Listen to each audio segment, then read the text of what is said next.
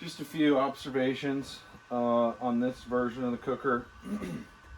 You can get the motor mount pretty close. I'm less than an inch.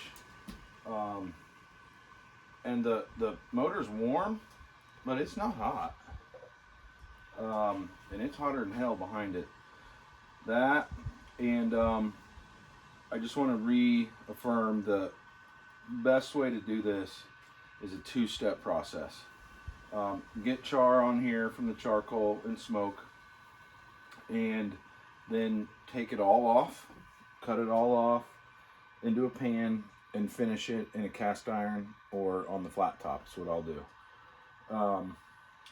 That, and I don't recommend using matchlight anymore. I have previously, pre-soaked with fluid. When you do that, it all lights up at once. So I poured in about a quarter full of charcoal, put some fluid on that, dumped the rest in, lit just the bottom, and now it kind of burns up. I think we get a better burn, a little more efficient. It'll burn a little longer. So